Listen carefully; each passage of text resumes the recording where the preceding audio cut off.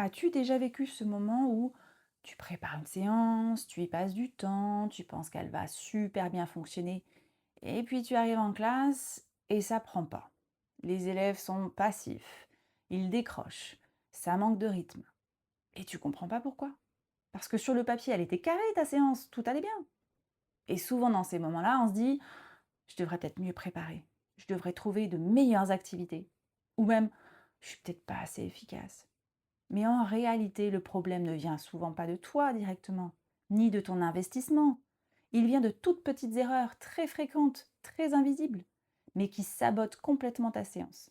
Dans cette vidéo, je vais te montrer les erreurs les plus fréquentes, celles que je vois tout le temps en classe, et surtout, pourquoi elles posent problème, pour que déjà tu puisses les repérer, toi, et surtout que tu commences à ajuster.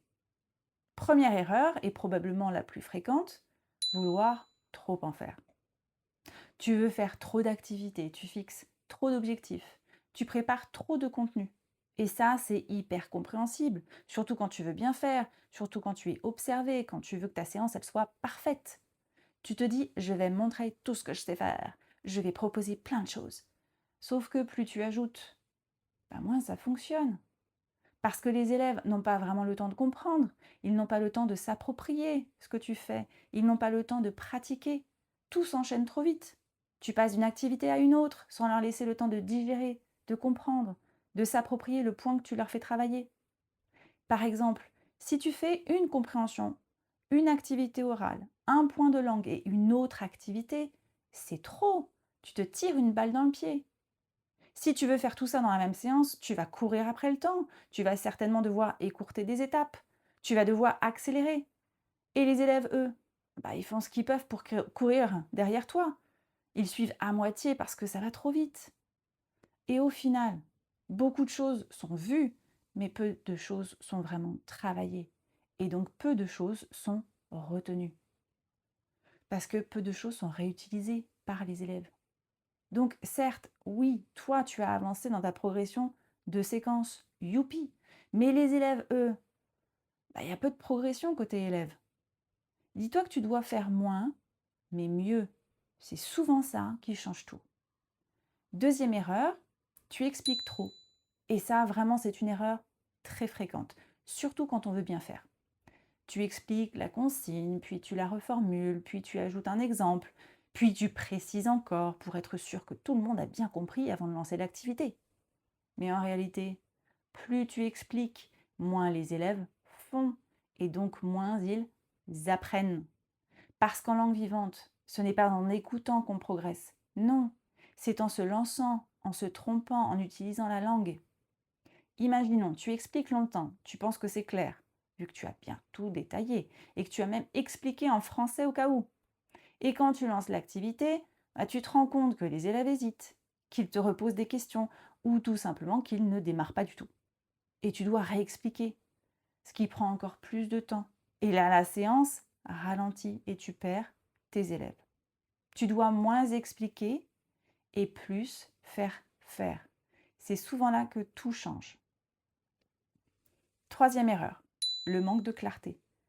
Et souvent, tu ne t'en rends pas compte. Parce que pour toi, tout est clair. Tu sais ce que tu fais, tu sais où tu vas, tu sais pourquoi tu leur demandes de faire ça. Mais pas les élèves.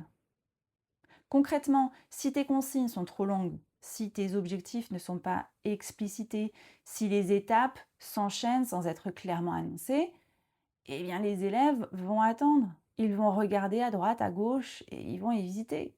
Certains feront semblant pour te faire plaisir ou ne pas se faire remarquer. Et d'autres vont carrément décrocher. Et toi, tu te dis, mais c'est quoi cette blague? J'ai tout expliqué en détail, en français. Oui, mais ce n'était pas lisible. Une séance efficace doit être simple à comprendre, dès le départ, et sans effort. Quatrième erreur, les élèves ne sont pas assez en activité. Et ça, c'est souvent invisible. Parce que ta séance peut sembler fluide et logique, mais en réalité, les élèves écoutent, ils regardent, ils suivent, mais produisent peu. Ils sont passifs, comme dans la plupart de leurs cours. Quand ils sont dans des cours magistraux où on leur demande de prendre des notes et d'apprendre des informations, ça, ils savent faire. et ils refont la même chose en cours de langue. Or, en cours de langue, c'est la production qui fait progresser.